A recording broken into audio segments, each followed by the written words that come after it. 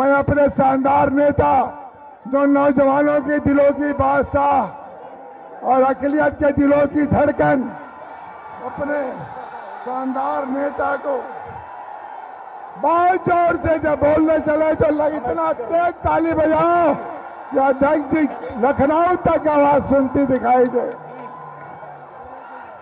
बहुत बहुत धन्यवाद आदरणीय अध्यक्ष जी, कृपया।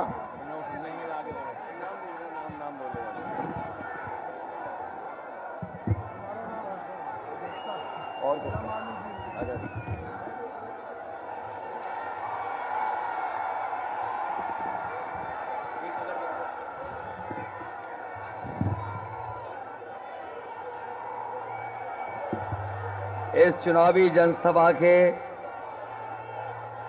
अध्यक्ष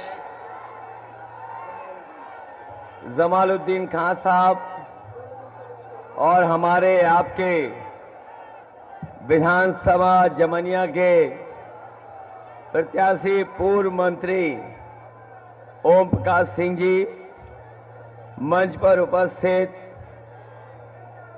विधानसभा के अध्यक्ष अनिल यादव जी, प्रमुख औरंगजेब खान, दूसरे ब्लॉक के ब्लॉक प्रमुख संतोष कुशवाहा जी, डॉक्टर सदानंद सिंह जी, अरविंद यादव, मिनहाज अमित सिंह, जावेद आब्दी और बड़ी संख्या में हमारे सभी समाजवादी पार्टी के नेता, कार्यकर्ता और उस मंच पर बैठे हुए सभी हमारे जिम्मेदार नेता, कार्यकर्ता इस चुनावी जनसभा में उपस्थित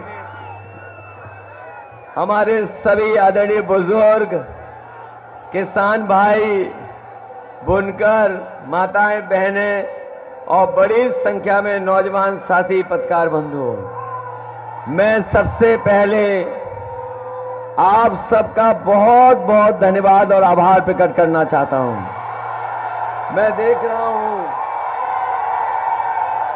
मंच के चारों तरफ और पूरा मैदान हमें भरा दिखाई दे रहा है। जहां तक मैं यहां से पीछे तक देख पा रहा हूं, हमें सर ही सर दिखाई दे रहे हैं। जो ऊंची बिल्डिंग बनी है वहां हर फ्लोर पे हमें लोग दिखाई दे रहे हैं और सबसे ऊंचा हमें झंडा समाजवादियों का लहराता दिखाई दे रहा है। पेड़ों पे भी नौजवान हमें दिखाई दे रहे हैं। आगे से लेकर के पीछे तक जो पेड़ों पर नौजवान खड़े हमें दिखाई दे रहे हैं। मैं आज कह सकता हूं कि इस बार गाजीपुर पूरे पूर्वांचल में इतिहास लिखने जा रहा है। मैं सबसे पहले गाजीपुर की इस धरती को नमन करता हूं और ये वीरों की धरती, जिसने न जाने कितने ऐसे नौजवान पैदा किए जो वर्दी पहन करके देश की रक्षा करते हैं और देश की रक्षा करते करते अपनी जान न्यौछावर किए हैं। मैं उन सब नौजवानों को, उनके परिवारों को नमन करता हूं। साथ ही साथ इस धरती ने वीर हमीद जैसा बेटा भी पैदा किया, जिसने दुश्मनों के मंसूबों पे पानी फेर दिया। ऐसी धरती से और जिस समय से मैंने चुनाव प्रचार शुरू किया है, आज गाजीपुर में पहला कार्यक्रम मैंने ओम प्रकाश राजभर जी की विधानसभा में किया था और गाजीपुर की लगभग सभी विधानसभाओं का जगह जगह कार्यक्रम करके आ रहा हूं और जब गाजीपुर का आखिरी कार्यक्रम हो रहा है तब भी हम ओम प्रकाश जी के लिए वोट मांगने आए हैं। ये लगता है ये जो डबल इंजन की सरकार है, उसको हमारे डबल ओम प्रकाश मिलकर के उनके झूठ की पटरी को उखाड़ फेंकेंगे। बताओ, झूठ की पटरी को उखाड़ फेंकोगे? वैसे तो गाजीपुर के किनारे से बहुत सारा हिस्सा गंगा मैया का है।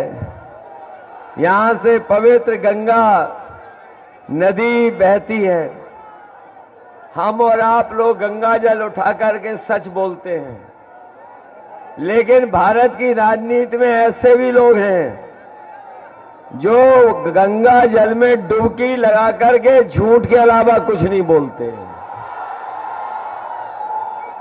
हम और आप लोग गंगा जल की कसम खा करके सच बोलते हैं कि नहीं बोलते हैं? और कुछ दल ऐसे हैं जिनके नेता गंगा जल में डुबकी लगा करके झूठ बोलते कि नहीं बोलते हैं? वैसे तो बीजेपी के लोग ये कहते हैं कि दुनिया में उनसे बड़ा दल कोई नहीं है, लेकिन 5 साल में इस डबल इंजन की सरकार को देखा है कि इनसे ज्यादा झूठ बोलने वाली पार्टी भी कोई नहीं है। और इन नेताओं के जब भाषण सुनोगे आप, जो देश के नेता आज यहां पर आ गए हैं बीजेपी के, कोई देश का नेता नहीं बचा जो नहीं यहां आ गया हो। सब नेता घूम रहे हैं और एक के बाद एक भाषण दे रहे हैं। उनके भाषण अगर सुनोगे तो आप सुना होगा, जो उनके छोटे नेता हैं वो छोटा झूठ बोल रहे हैं, जो बड़े नेता हैं वो बड़ा झूठ बोल रहे हैं, और जो सबसे बड़े नेता हैं वो सबसे बड़ा झूठ बोल रहे हैं। बताओ, बीजेपी के लोग झूठ बोलते हैं कि नहीं बोलते हैं?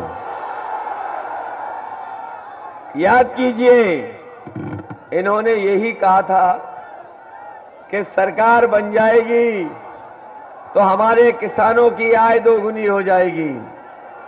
यहां किसान भाई भी हैं और किसान परिवार के यहां बेटे भी खड़े हैं। बताओ, आपके किसी के फसल की आय दोगुनी हो गई हो तो बता दो। किसी की पैदावार की आय अगर बीजेपी ने पिछले इतने वर्षों की सरकार में दोगुनी कर दी हो तो बता दो। और जब से ये सरकार में आए हैं, डीजल और पेट्रोल लगातार इसकी कीमत बढ़ती चली जा रही है। डीजल की कीमत बढ़ा दी और पेट्रोल की कीमत बढ़ा दी। बताओ, आज पेट्रोल 100 के पार हो गया कि नहीं हो गया? और याद रखना, ये अगर दोबारा आ गए तो पेट्रोल 200 रुपए में खरीदना पड़ेगा आपको, 200 रुपए में। पहले तो ये खाद नहीं दे पाए, पहले तो ये खाद नहीं दे पाए, न डीएपी दिलवा पाए, और जब खाद भी दी तो बोरी में से 5 किलो की चोरी हो गई कि नहीं हो गई? कभी सोचा आपने ये बीजेपी के लोग 5 किलो की चोरी कहां से सीखे हैं? कभी आपने ध्यान दिया 5 किलो की चोरी? आप में से बहुत सारे लोगों ने पार्ले जी का बिस्किट खाया होगा, उसका पैकेट भी देखा होगा। याद कीजिए, पहले पैकेट इतना बड़ा आता था। जैसे जैसे महंगाई बढ़ी है और उन्होंने मुनाफा कमाना शुरू किया, बताओ पैकेट छोटा हो गया कि नहीं हो गया? पहले इतना बड़ा पैकेट था, आज इतना पैकेट मिल रहा है कि नहीं मिल रहा है? याद रखना किसान भाइयों, ये दोबारा आ गए तो अभी तो 5 किलो की चोरी कर रहे हैं, इसके बाद 10 किलो की चोरी करेंगे। सावधान हो कि नहीं हो? हमारे बाबा मुख्यमंत्री क्या कह रहे थे कि उन्होंने लैपटॉप बांटे हैं। बताइए नौजवान साथियों, किसी को लैपटॉप मिले हो तो बता दो। ये जो हमें स्मार्टफोन दिखाई दे रहे हैं आपके हाथ में, ये कहीं बाबा जी वाले तो नहीं है स्मार्टफोन? बाबा जी ने किसी को नहीं दिया। और अभी गोरखपुर में कह रहे थे कि उन्होंने 2 करोड़ स्मार्टफोन बांट दिए हैं। और वो इसलिए नहीं दे रहे हैं क्योंकि हमारे बाबा मुख्यमंत्री लैपटॉप चलाना नहीं जानते। अभी उन्होंने एक तस्वीर डाली थी जिसमें वो खुद पूरब देख रहे हैं और जनता पश्चिम देख रही है। उसी दिन पता लग गया ये स्मार्टफोन भी चलाना नहीं जानते। इनके एक बड़े वाले नेता हैं, उनका बयान सुना आपने? उन्होंने कहा कि जो इंटर कर लेंगे लैपटॉप मिलेगा। और जब से उन्होंने ये लैपटॉप वाली बात की है, जनता उनके बयान पर लोटपोट हो जा रही है।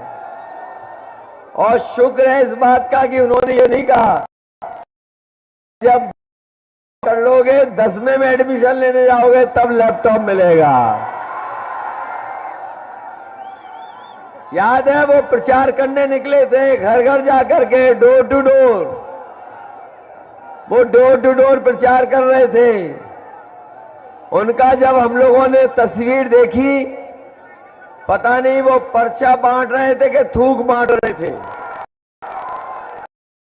और जो वो डोर टू डोर प्रचार कर रहे थे, जब से बहनों ने उन्हें वो लाल वाले सिलेंडर दिखा दिए गैस के खाली वाले, तब से इनका डोर टू डोर प्रचार बंद हो गया। अब दूर से ही प्रचार कर रहे हैं। याद है गाजीपुर के लोगों, जब इन्होंने गैस के सिलेंडर दिए थे और जब वोट मांगा था, तब बताओ 400 रुपए का था कि नहीं था? और आज जब वोट मांगने आ रहे हैं तो बताओ सिलेंडर कितने रुपए का है? और याद रखना, अभी तो केवल उन्होंने बड़ा वाला कॉमर्शियल सिलेंडर की कीमत बढ़ाई है। सरकार उनकी आ गई तो ये सिलेंडर भी महंगा हो जाएगा, इसकी गैस भी महंगी कर देंगे। इसलिए सावधान हो के नहीं हो। ये पहला चुनाव मैं देख रहा हूं जो चुनाव जनता लड़ रही है। ऐसा चुनाव पहले कभी नहीं देखा, कभी ऐसा चुनाव नहीं देखा। और हर चरण में जनता मुकाबला कर रही है। 6 चरण में तो छठवें चरण में तो साइकिल ने और छड़ी ने इनके छक्के छुड़ा दिए हैं। 6 चरण में पता नहीं लगा इनका कहां पहुंचे हैं वो लोग। और तभी देखा होगा उनकी भाषा बदल गई। भाषा बदल गई, बीजेपी के नहीं बदल गई। और हम तो ये जो घोर परिवारवादी वालों को कहना चाहते हैं, जहां जा रहे हैं वहां कह रहे हैं घोर परिवारवादी लोग। हम लोगों को कहते हैं कि हम लोग घोर परिवारवादी लोग हैं। हम घोर परिवारवादी लोग आपको एक सलाह देना चाहते हैं। कब आने वाले समय में आपकी सरकार बनने वाली नहीं है। और हमारे बाबा मुख्यमंत्री जी ने लखनऊ से गोरखपुर की टिकट भी बुक कर ली है। बताओ टिकट बुक हो गई कि नहीं हो गई? तो हम परिवार वालों की सलाह मान लो कि हम परिवार वाले जब कभी अपने घर जाते हैं तो अपने बच्चों के लिए मिठाई, खिलौना, कुछ न कुछ सामान लेके जाते हैं। तो हम अपने बाबा मुख्यमंत्री जी को सलाह देना चाहते हैं जब वो अपने घर गोरखपुर जाएं तो अपने गुल्लू के लिए बिस्कुट लेते जाएं। गुल्लू तो जानते हो कौन है? कौन है गुल्लू? इसलिए हमारी उनको राय है कि गुल्लू के लिए बिस्कुट लेते जाना।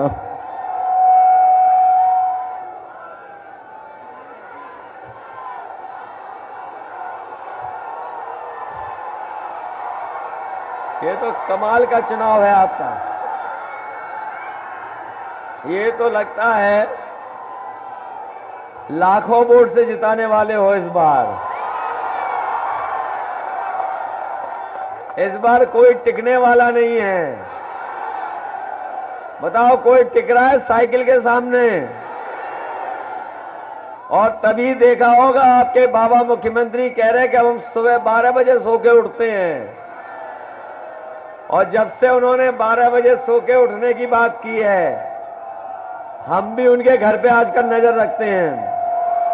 और आजकल शाम को देख रहा हूं कि धुआं उड़ता नजर आता है वहां पर।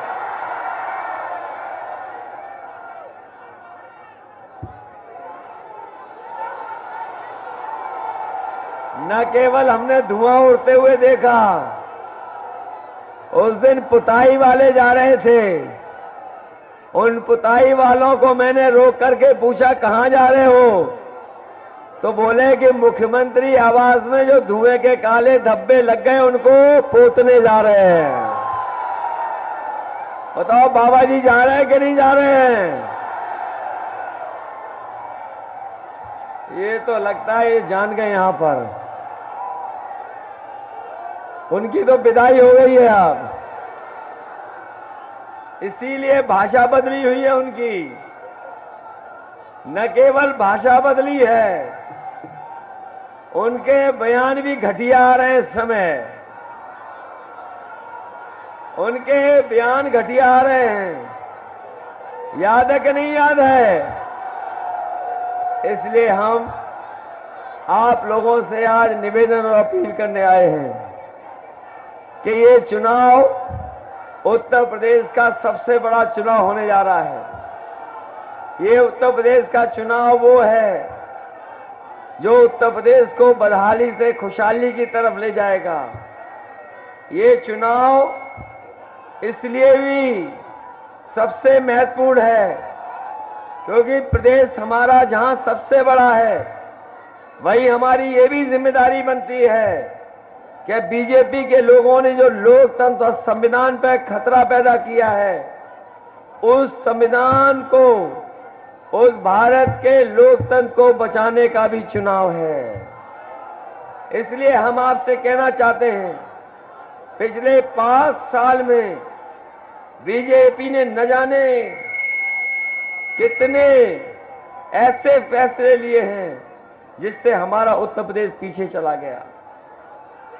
आज किसान बर्बाद हो गया, नौजवान के हाथ में नौकरी रोजगार नहीं। नौकरी रोजगार किसी नौजवान के हाथ में नहीं है।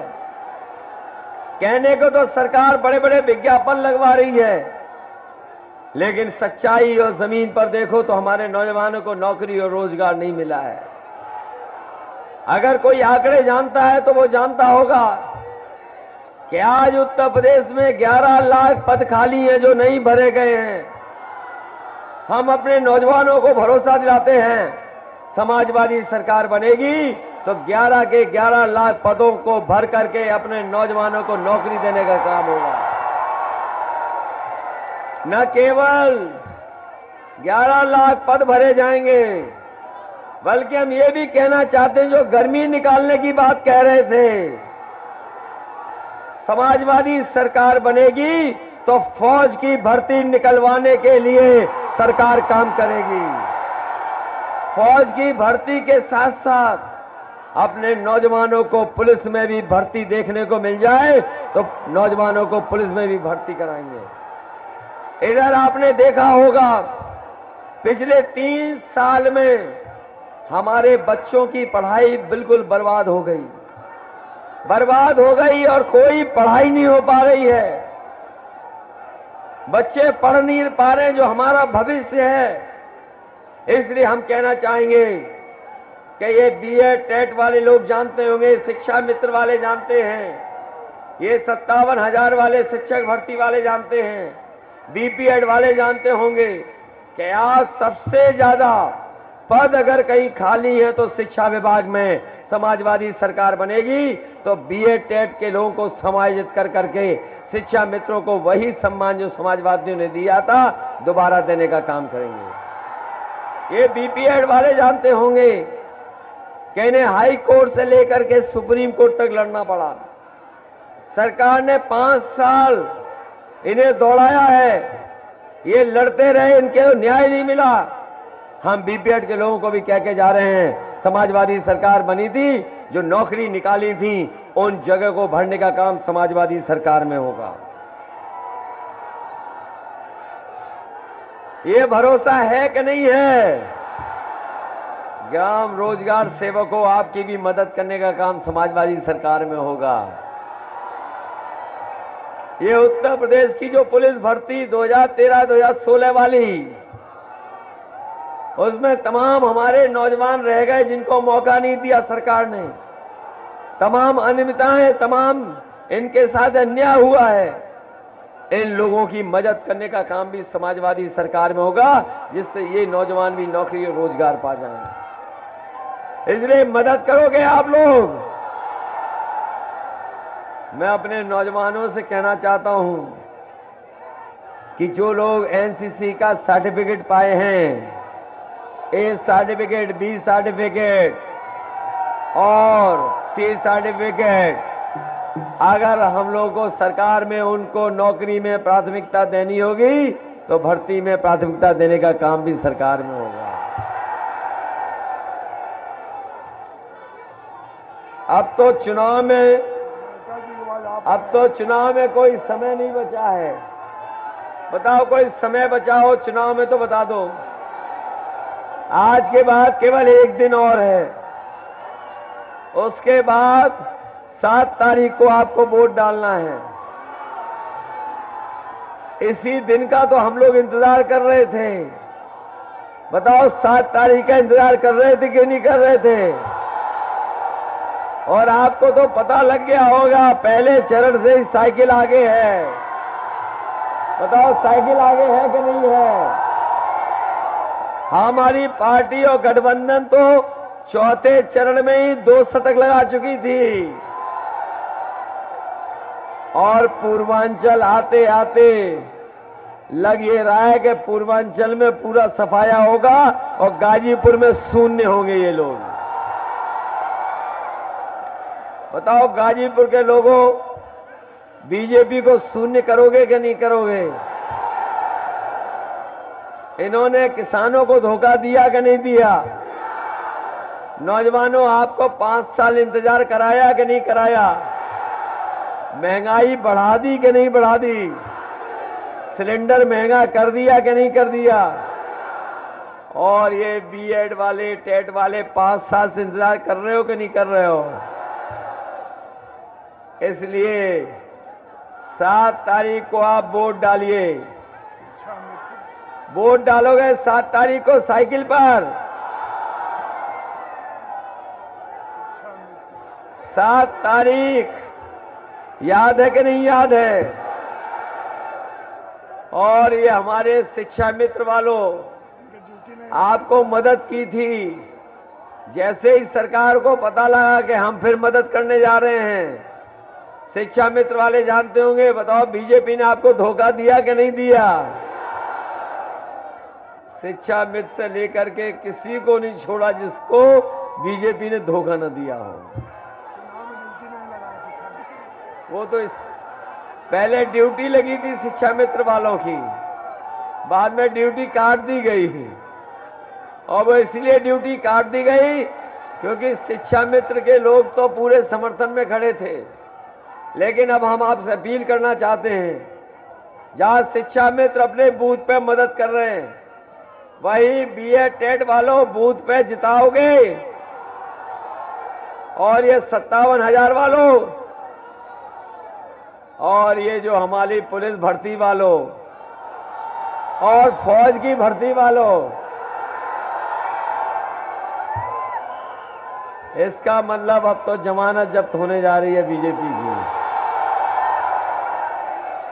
इसलिए जिताइए ओम प्रकाश जी को और इतने वोटों से जिताओ कि गाजीपुर से लगे कि सबसे बड़ी जीत अगर किसी की है तो ओम प्रकाश जी की है। और ये सरकार बनाने का चुनाव है सरकार बनाने का चुनाव। 10 तारीख को परिणाम और उसके बाद सरकार,